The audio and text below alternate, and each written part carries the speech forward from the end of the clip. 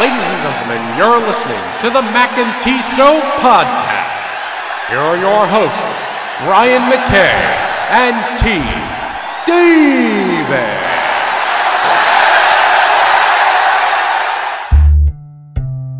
This is the Mackay T Show. This is the Mackay T Show. We talk movies and TV shows, sports and world news, coasting like on a world cruise. Hosted by Brian Mackay and T Davis. Yeah, you can't tame us. We're going to the top, we're becoming famous. What time is it? It's time for the Mackay T Show. What time is it? I said it's time for the Mackay T Show.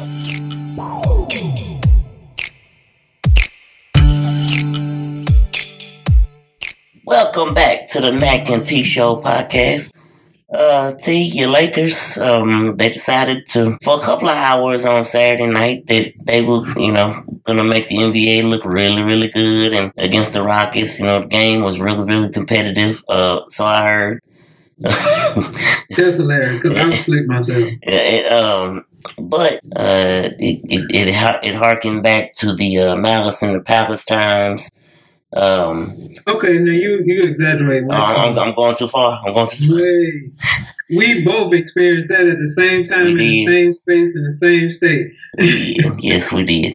But no, in all seriousness, the scuffle, I call it the Saturday night spitting scuffle. The scrum up, yeah. It was a scrum. If you haven't seen the video by now, it's all over Twitter.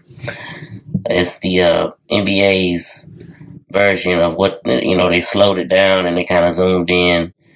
And even though Rajon Rondo has denied that he spit on Chris Paul, I'm sorry.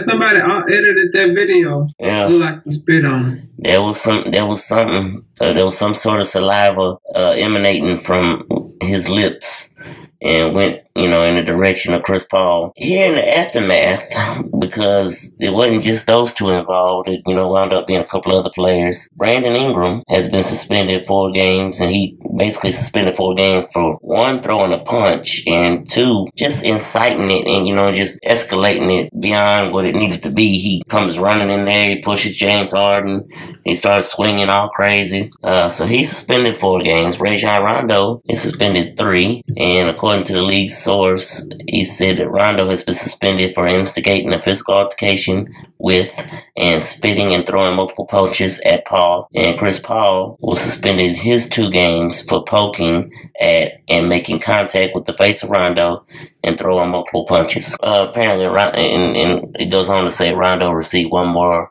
game than Chris Paul because he threw the first punch. And actually, that's just full. They full of. Now let's get this off the table right fast. All right. See, anybody that know me know how I feel about spitting on people. So Rondo is just so egregiously out of order. Like, that's just so gross, disrespectful. Number 1, he started it from spitting, but you cannot expect to push your finger into somebody's face, nose, eye, and don't expect them to hit back. So maybe they need to reframe the sentence because he didn't start it with the punch. He started with the spittle. Now, I feel like some officials need to be fined. And I know we ain't got to that point in the league yet. We probably add that to the end of the show. My soliloquy for the end. No, you go right ahead to talk about the officials. So, I watched it several times because one, I kept trying to see, like, did the boy spit? And I was like, he ain't really got no reason to lie about somebody spitting on him. And then I was like, it really don't look like anybody even really moved. Like, they was just squaring off, standing like they were getting their last instructions before the fight, which who knew that was going to be the real thing. But you know how the ref bring the boxes together and they stand there face to face. And I was like, what are they doing? Anyway, it was an official right there that saw them standing like that. Mm-hmm. He walked past them. He should, like that, it was heated. He should have stepped between that. Did you see the official that was right there? I did. I recall. I was like, why did he step between them? Like, 2 men standing that close to each other, ain't nothing good about to come out of that. I mean, I know it, and I ain't no man. He a man. He should know it. Anyway, second thing, the officials, like, it was too many people on the court for this to get out of hand the way it did. I ain't see but one official. Where the other two disappeared to? Did you see the other two? No. Is it not supposed to be 3 officials on the court? There is. Because all the coaches did their job in keeping the players on their benches from coming on. So I was just like, officiating, this was bad. Nobody, when Carmelo pulled Ingram away from the pile, nobody was like, okay, you need to stop walking towards him. Now, Lonzo Ball was with him, but Lonzo kept walking behind and kept walking behind. And then you start to see them acting like they wanted to have words. I was like, this officiating crew, they let this get way out of hand. And I didn't watch the game, so it's probably little cheap shots here and there that they should have knew that this is about to get ugly. Yes. Just like, okay, we're going to go to the Michigan State game later. But anyway, I think the officials didn't do their job very well. Rondo he just can't spit on nobody. And a part of me didn't doubt that he spit it just because my mind always went back to when he was sweating and he took that basketball and wiped his sweat on it intentionally before that boy had to shoot them free throws. And I was like, nah, I hope he didn't do it. And I didn't see him do it until I saw Rachel Nichols, shout out Rachel Nichols, Twitter with the little video of it in slow motion. But yeah, it was like, I don't know what Ingram was on. Somebody that got on his last nerves because he don't strike me as a person that be out here wilding out like he did. But yeah, he came in there just a swinging, and I don't know. Well, not even the swinging part. I'm not okay with fighting, but you know when your boys. If we go back to the pickup game, you don't even know how to know what happened. But if somebody on your team that's your boy get into a fight, you going to jump in there and fight. Oh, yeah. I'm talking about the beginning when he just pushed old boy out the way and then started bucking up at the official. Yeah, that was the other part. That was the other part of his suspension was how he talked to the official like he was going to do something to him. And so I was just like, okay, a lot must be happening. Maybe he felt like he was getting fouled and they weren't calling it. And that mess that James Harden pulled, I don't know how that's a foul. Like if I am running down the court and he runs into me, like the boy ain't goofy. Mm-hmm. You saw him lose his balance and start falling towards the baseboard under the rim. And then you get a foul call on you. Yeah, a lot of people are going to not be happy about that, especially if it continues to happen. Right. But yeah, that is that. So let's go to LeBron James. I'm going to ask you, how do you feel about him as a teammate with what you saw transpire? Yeah, I knew this was going to come up because I saw he was getting beaten down on Twitter over it. And you know I don't have social media. He was getting beat down in my head. But go ahead. I mean, it's LeBron's character. I wasn't surprised by it that he basically was pulling his banana boat boy, Chris Paul away. It didn't surprise me when I saw it happen. I said, that's it just seems like. How do you feel about LeBron as a teammate? You're not answering the question, sir. Oh, I'm avoiding the question. No, I know. I get where everyone's coming from. He's a Laker. He's not on the Rockets. I understand you're friends with who you're friends with, but in the heat of battle, when it's your team against their team, Larry and Michael and Magic might have all been friends off the court, but when it was in the heat of battle, they were trying to get each other. And I ain't trying to say he should go in there and incite the fight or anything. And it ain't about the fighting part. You need to be there for your teammates. You need to be. You should. Yeah.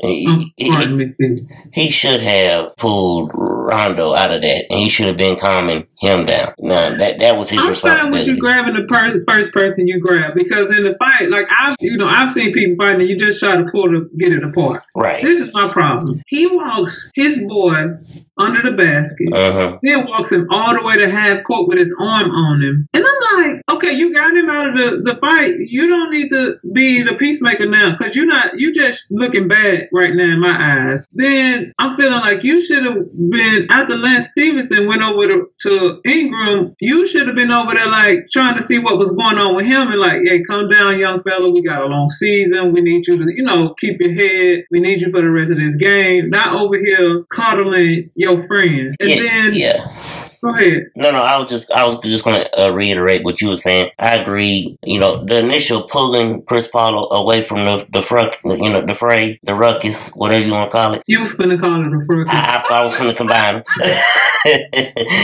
But yeah, I'm perfectly fine with him. You know, initially pulling him out of there. But like you said, after that, you need to go get your teammates, your comrades. You get them calmed down. You need to go get in the young Brandon Ingram's face, calm him down, because he was obviously on another level. Yeah, but he was on another level, heated. I'm not gonna say that there's anything he could have said that would have calmed Rondo down, but at the same time, that's your teammate. You should have gone after that. Yeah, because see, Rondo walked him. He just walked on to the locker room because he knew he had got kicked out of the game. After that, he just walked. Somebody was one of the Lakers, because they had on the hoodie things that they wear now, walked him to the locker room. Okay, LeBron goes all the way. And then when you can hear Chris Paul at the table saying he spit on me, LeBron is still standing over there. What's his name? Got 4 or 5 red shirts right there with him. And the coaches and everybody at the score table. Why are you still standing there and not going to see, like, what's going on with your people? Yeah, I'm telling you. I'm kind of way about that. And I feel like if I was in the locker room, I'll be giving him the side eye, because when they go down, I need you to,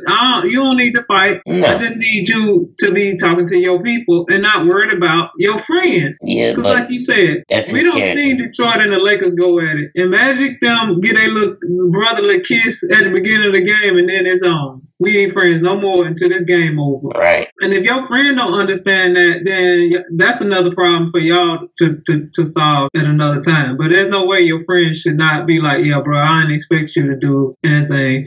But I'm starting to feel some kind of way, because he also was disrespectful to Lance Stevenson in the preseason game where Lance got kicked out. And he was doing all that he and ha with Golden State, yes. And oh boy, what's Draymond Green? Draymond. Oh, you know, they bumping, he. And I was like, I hope you're not laughing because your teammate just got ejected from the game because he took offense to a hard foul, which is not necessary in preseason. But that appeared to be what they were laughing at. Am I incorrect? Because I could be wrong. They could have been laughing at something else. Oh yeah, they were making light of, you know, the fact that they treating each other like they were actually about to get into a big old fight, you know, jokingly, like it was all just a big joke. So this is the problem with. Okay, we're gonna talk about this at the end.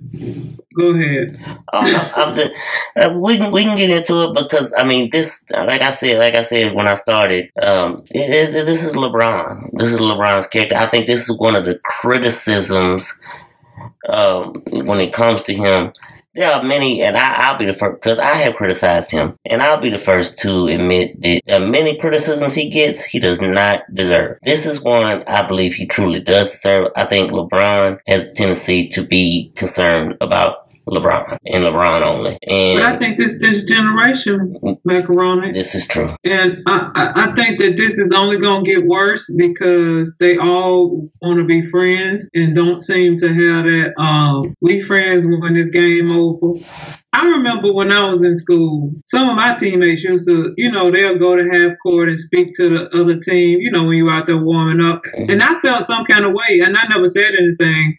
But I was like, I don't care who I know over there. Right now, we trying to beat y'all. And so we don't even need to speak. We can speak after the game. We could have spoke, you know, on the phone, text, whatever. Before the game, we ain't had no text message. I'm tripping. But anyway, phone, whatever it was before the game. Like when we in this little 9450, we ain't got nothing to say each other. Good luck, maybe, and that's about it. But they all, you know, they just so friendly now. It's just a mess. That's what I think it is. And I rarely pay any attention to the NBA during this time of the year. However, since this man has come to my team, I was like, I'm going to, keep my eye on it. We might actually can win. Speaking of which, I don't know that we're going to win 50 games because I think this is going to be detrimental to the team chemistry. Because if you that into your boy, I don't know how you're going to feel about Rondo. And I don't know how much, your friendship and winning, like where that lies in your hierarchy of needs. Well, just thinking of Rondo in general, we already have seen him in the way he has treated teammates he didn't feel too, or former teammates, the whole Ray Allen thing. He just deleted old boy after he left and went to. So this could be a deal, Ray Allen. This could be a deal where he could. Right. So this could be one of them, like, he go and watch the video and be like, what? Like, I know that's your friend, but wait a minute. So this could mess with, and Ingram, because Ingram seemed the only one that came to, I know he was heated already, but he was like, oh, they down there, and he ran right to the fight. And again, I don't want you fighting, but I do want you to have that spirit. I'm going back to my old days. I'm telling you, SEC championship, not the championship, SEC tournament, and we sitting on the bench. I don't forget who we playing. And I'm on the bench. Crystal Parker is sitting next to me. And I don't know who's sitting next to us. Coach Ross on one side of us, and I think it was another coach. So Malakia gets into a little scuffle, and both of us jump up. Now, if you know either of us, you know that we not necessarily like no fighting, but we both on our feet. And Coach Ross was like sitting down.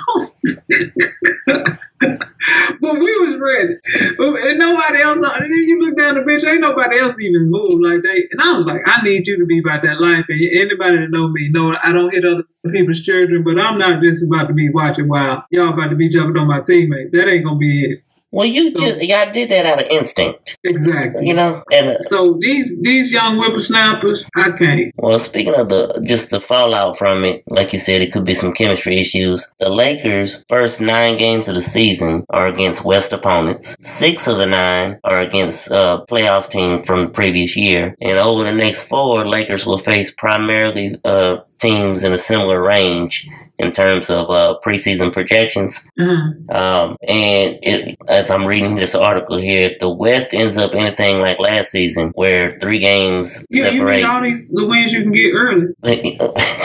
That's why I'm taking my 50 off the table, because I don't think, I'm serious. I think the team chemistry is going to be off again, because I ain't saying that I know anything about Ingram and Rondo's relationship, but he sure saw, and I'm sure he saw who it was and didn't care, and he ran down there, and I'm sure other teammates are like, and maybe men don't care, and just like, dude, like, you all walking down with him, like, we cool with you pulling them away, but then you walking with him and acting like you ain't on his team.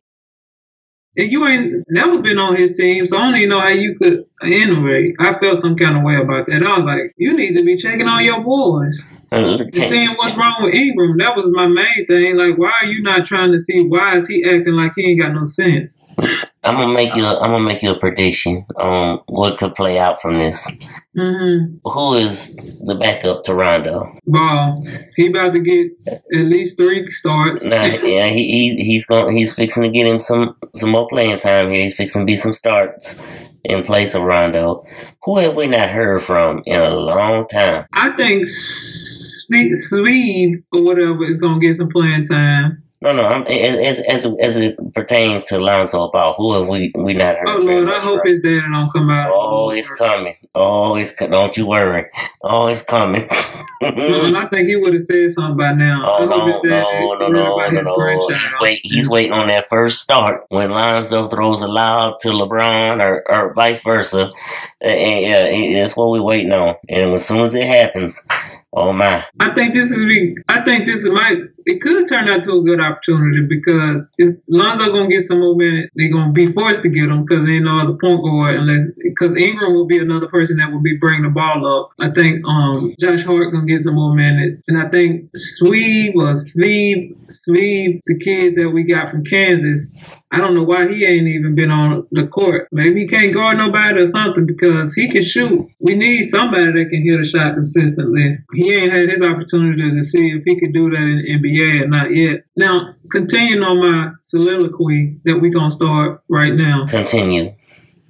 NBA, we're going to have to go back to doing a little hand check. Listen to these scores. 131 to 120, 133 to 111, 115 to 112, 100 to 98, 124 to 112, 140 to 136, 116 to 115, 113 to 112, 117. Brian, these people not playing any defense. It is nobody that really is a connoisseur of basketball wants to see an all-star game every time they turn on the TV. No, I agree. I know. And I'm just like, yeah. I know they took the handshaking away because they wanted, more free-flowing. But this is ridiculous. Like, this is... You remember when you be talking about, used to be saying that, oh, somebody bust the clock. You do that. Like, now we're going to be saying, oh, they scored 200. Yeah, it's coming. Don't you worry. Like, the Mavericks had 140 points. The Timberwolves 136. Who played in the defense in that game? Yesterday, the Hawks now. Remind you, the Hawks, what star they got on their team? I ain't going to even say superstar. They don't have no superstar, but they got... They had 133 points. What's the boy? Why can't I ever remember the boy from Oklahoma's name? I don't know. The little guard. We don't even know if he going to make it. Yeah, but he's basically their show. I mean, you got Vince Carter. You got the youngest and the oldest, I guess, then, I don't know, what? 133 points. The Kings scored 131 points. The Thunder had 120. Yeah. We got to bring back handshaking so people just ain't just going to the basket and then just kicking out for these free layups. I mean, the layups and jump shots. The rule they have in place now is the entire reason you hear people like Charles Barkley and Michael Jordan and all the, you hear that they've said or they've made comments that, if they could play now, with the rules they are now, they'd average 50 points a game. There's reasons they say that. People sit back and, oh, that's just old heads just running their mouth. No, they played a different game. And if you could not barely touch Charles, these people would just have been averaging 50 points. No, I'm serious, because you know that people's hand, you could barely touch him when he could play. But if you could play, if you could do this, he would just be out there dunking left and right, layups, little turnaround jump shot here, turnaround jump shot there, another layup, another dunk. Because, with Dumas he had his hands on his hip, and, Michael just was good enough to beat that. But you got people out here that shouldn't even be scoring all these points, making them look like they stars. And not to keep laboring on Michael, but there's a point where there was way back when they used to always show the little videos of the Piston Bulls rivalry, and they talked about the Jordan rules that they instituted to basically stop him. I mean, Rick Mahorn actually says in the interview, he looks dead at the camera and says, "How else are we gonna stop him? How else you want us to guard him?" We had to rough him up. We had to be able to, And I ain't ever back then not being able to put a hand on 6'9" Magic. Oh no! Yeah. And he just get to the basket whenever and just shoot over all these little guards. Yeah, there's no way. Who's gonna be able to guard Isaiah Thomas if you can't handshake? No, can't catch him. I'm talking about Isaiah Thomas from Detroit Pistons. I know. For the people, I know. Yeah, you could. Yeah, they wouldn't be able to catch him. They're too fast. And as we had this conversation, I did not read this article, but I'm looking at something where Draymond Green, and I quote, "It's been called pretty tight," Green told reporters. "We were told that defense isn't really an emphasis anymore in this league. So I think you're seeing it all around the league with these high scores." He is saying what I'm saying. Yeah, I just came across that same article. Yep. That's ridiculous. Nobody wants to see an all-star game. Nobody want to see the all-star game. Y'all tweaking it because all they do is just run up and down and shoot and score and think it's called basketball. And the ratings. They need to take away the defensive if they ain't going to change handshaking, they should just let you sit in the lane and do something. Not play a zone, but how they got these rules. You got to be so close to your man. Mm-hmm. But, the real rules of basketball is called help defense. And we as in the NBA has decided, we don't want to play real basketball. We want to put on a show basketball. If you're a solid, fundamentally sound basketball player, because somebody's in help defense is not it don't bother college kids. You're supposed to be better than them. Anyway, so I'm over that. The basket needs to be raised. And we have said this, and T has been saying this for 20 years. When this dude named Babone, somebody, the Serbian. Oh, yes. Stand and touch the rim and dunk without jumping. That further emphasizes and proves my point. This basket should have been raised to 10.5, 11 feet. These athletes are getting bigger, and I can't understand it. Yeah, the man T is referring to. He's actually 7'9". Yeah, he just dunked over the weekend. Dunked in a game where he literally never left the ground. He just grabbed and dunked it. No, this is further proof that this rim needs to go up. Yeah. You got LeBron and Durant, they do layup dunks. They barely jumping when they get in the lane. I forget who I was talking to, and this is really off subject at this point, but you brought up LeBron and made me think about it. It's very telling when you look out there and you see players who came in the same draft class, and, maybe 1 or 2 years older than some. It shows you what a career could be like where you don't have any major injuries. And what your career could be like when you experience some major, lower body extremity injuries, what have you. And I'm talking of LeBron as opposed to a Dwayne Wade, a Carmelo Anthony, because they're not on the same level. I mean, they came in on the same level, but here in year 17, with Dwayne Wade's injury history, Carmelo's injury history, and LeBron not really truly ever having one, and he's kind of on that Tom Brady deal where they don't eat anything but kale and water. That's hilarious. And so yeah, excuse me. But let's transition to a little college football. Unless you have any more. No, just raise the rim, people, and do something, because this is ridiculous.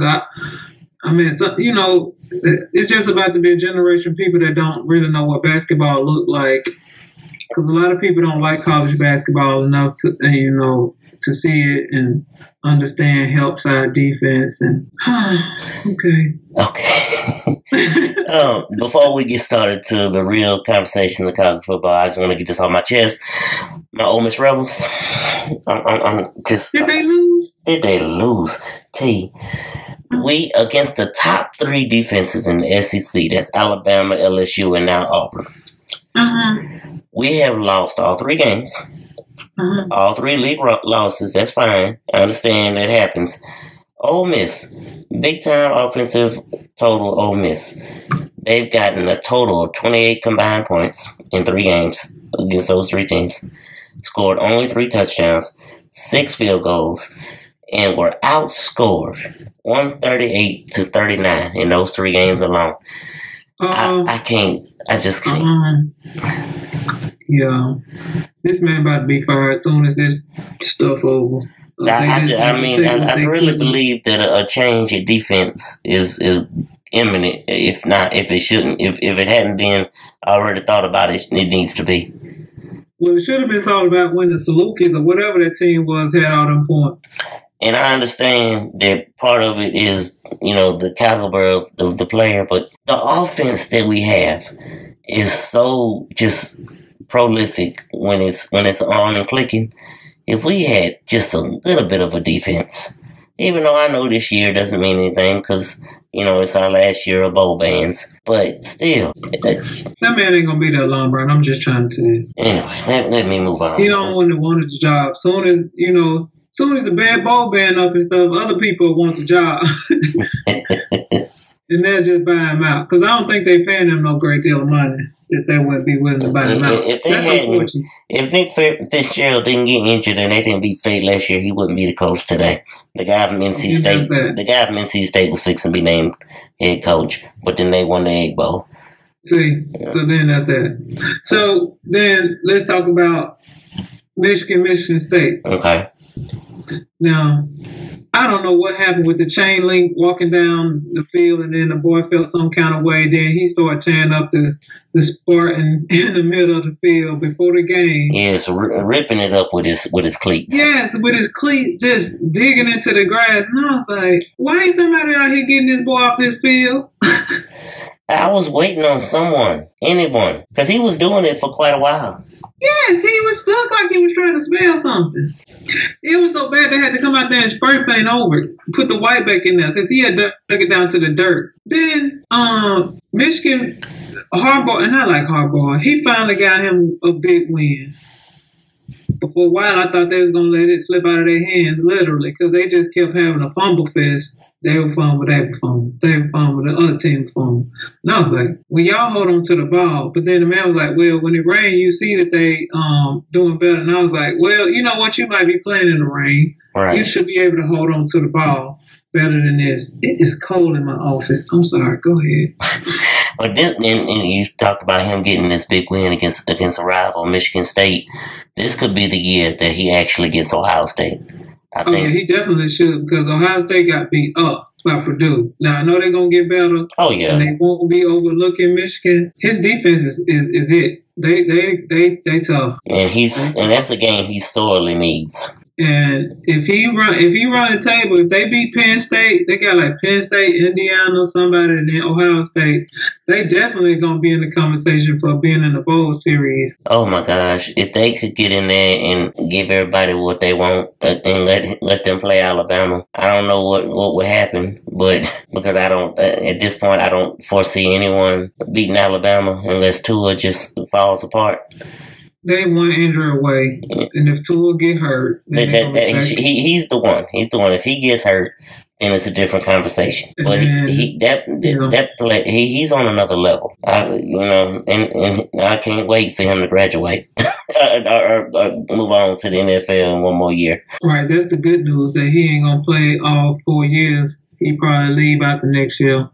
That game, I was like, I'm going to just see it for 2 seconds because I know it was going to be a blowout. Within like 4 minutes or something, it was 14-0 because I was just like, I can't. And then I turned it and went back to the Michigan State game and went back and it was like 31 or something. And I was like, Lord, this is a shame. I'm surprised it was only 58-21. But, I'm going to say this about Nick Saban. We all know he's a good coach, but he having the same luck that what's the dude that's coaching OKC that was at Florida? Donovan. He having that kind of similar luck because Billy D. If old boy doesn't play so poorly in that title game, old boy was going. Everybody said he was leaving. This new quarterback, what's his name? Tua. Mm-hmm. Tua was leaving. Yeah, if Jalen Hurts had come out and played so horrible against Georgia in the first half and they made the change at halftime, yeah, Tua was transferring. He was out. And then people have been like, oh my God, he's so great. How did they let him go? I don't understand why he wasn't even starting last year with the way he playing. Like, he didn't just wake up like this and just over this summer get this good. Yeah, I believe it's a word called stubborn. Well, then there's that. So, to go back to why I compared to Florida's success in the last couple of years, remember we had the curly hair dude and the Michigan kid. It was a white guy with the curly hair. And it was a black guy from Michigan that was our point guard. And if both of them hadn't left early to go to the NBA, which they weren't ready, but they went, Joakim Noah, none of them would have never got on the court. Green, none of them. They would have been sitting. They would have been sitting, and none of the things that occurred. Looking back, I was like, that's kind of a similar situation. It's still a lot of football to be played, and I think it's gonna be some fun times. Go Gators! We got Georgia this weekend. Top 10 matchup. The number 7 against number 9. Well, yeah, I don't know how you move up and you ain't play, but whatever. I guess you have to when Clemson get beat or whoever got beat. It wasn't Clemson. Ohio State got beat. Clemson not that good either. Let's just put that on the table. They've been winning, but I don't think they're that good. They've been getting by because of their schedule. Kentucky still rolling. That's good for us because that means that them coming to beat us don't look as bad as it would have if they had been the old Kentucky. Texas and A&M, Mississippi State. Is that kind of a rivalry? Do they not like each other? Do you know? I don't know. I don't know if they consider the rivalry or not. A mini rivalry. Washington State and Stanford playing. That's a late game. I probably won't see that. But the game that I'll be interested in, ladies and gentlemen, would be in Jacksonville at 3:30, the biggest cocktail party in college football. TIAA Bank Field, to be exact. Yeah, that'll be the game that I'll have my eyes on. doing a lot of praying for the Gators. and I'm gonna just say this until somebody can tell me why Notre Dame is supposed to be good, because I just don't think they are, and they haven't been in so long. But you would swear that they were Alabama. They just had fell off for a couple of years. Every time you hear about them, you just think, like, why are they just all in love with them? They're not that good. Why are they playing Navy in San Diego? Because they're independent, and Navy probably was like, we're not coming to South Bend. Oh yeah, Ohio, wherever they are. Indiana. Indiana. What is your? Have you seen Oklahoma play? Oklahoma, they got good offense. Their defense is not that good, and that's gonna always be their Achilles heel. Is any team that's got a decent offense gonna get them trouble? Yeah, I wonder what your thoughts were on Kyler Murray, the quarterback. He's not bad. He almost like Tua. He ain't as good as Tua, but he athletic and run. He's small, because Tua don't seem to be that big unless he just look little or something. Mm-hmm. He's small. He can throw it. So he might be left-handed too. So what's that? What does they call him? The poor man's Tua? Yeah, poor man's Tua. I'm trying to see any other game. Clemson, Florida State. Florida State's awful. Florida State awful. They need to stay awful too. I don't need them to wake up at any time this year. They can wake up another time. Yeah, it's gonna be a nice little week. It's a good week for Ole Miss to have an off week. Because if they off, who they got next? Then we play, who is it? South Carolina in Oxford. Yeah, because it should be a big game. Because Georgia and Alabama, not Alabama. Georgia goes from y'all and then play Kentucky. Mm-hmm. Alabama, LSU will play. Yes. Are y'all off next week? Week after next? We had our bye week last. Oh, that's right, Missouri. Missouri. We played like Indiana or something. Yeah, y'all got Missouri. Missouri, at Ben Hill. That's one of them trap games. Mm-hmm. Preferably we'll beat Georgia, and then, Lord, I hope I hit them. I just don't trust our quarterback. That's really my concern, that the quarterback going to do some dumb stuff like he did against Vanderbilt. We walked the ball down the field, he threw an interception. I just feel like he's going to do some dumb stuff. And it could get real interesting if you and Kentucky, if Florida and Kentucky both win this week, then Georgia beats Kentucky next week, y'all beat Missouri next week. It could get real interesting in the East. Yeah, because then it'd be like, okay, Kentucky beat us, we going to need Kentucky to lose again. And if we beat Georgia, we'll be having to cheer for Georgia, because otherwise, if Georgia don't beat Kentucky, right, it should be some fun times. Yes. In college football coming up. I just want to say, college football players, thank you for nothing, for wanting money for your. And I understand you want, be paid for your likeness and image, whatever you think that nobody. You just no PlayStation games. Now you can't get NCAA, like that's what you used to wait for, was the NCAA football and basketball come out. Now you just be like, you ain't like no first person shooter. You just like, well, yeah, I play my old games. Right. They trying to juice up the 2K for the NBA, but Well, ladies and gentlemen, we want to end the show today by telling you about what our next couple of episodes are going to entail. We are going to read you chapters of passages from the Bible. Of T's novel that she has written, entitled All of Me. And you want to give just a little bit of synopsis of what the book is about? Well, you follow the journey of a preacher's son, and when you find out what he does for a living, praise Jesus. It's a lot. Yes, you're not gonna see it coming. It's not your You're not gonna be prepared for what he does for a living. And then there's some other little side stories on relationships, and this is a good one, ladies and gentlemen. O Network, we looking for you. You enjoy it. Call us. O Network, we looking for you. We need to come on right after the haves and the have-nots look out. Oh, it's definitely, yeah. It's a lot. It's a lot going on. But yeah, so that's gonna be interesting. I can't wait to get into that.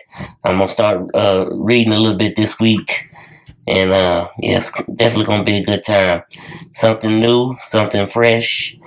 Yeah, it's gonna be interesting, and we'll take it through. You know, a couple of different, about 4 or 5 episodes deep, and you know, give you guys something. Yeah, because I'm gonna tell y'all.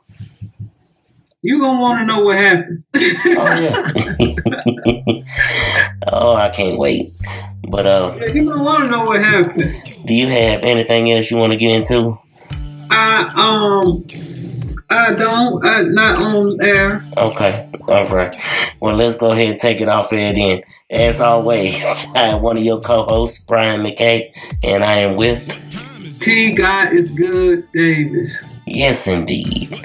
And this has been the Mackay T Show podcast. Thank you for listening. This is the Mackay T Show. This is the Mackay T Show. We talk movies and TV shows, sports and world news, coasting like on a world cruise. Hosted by Brian Mackay and T Davis. Yeah. You can't tame us. We're going to the top, we're becoming famous. What time is it?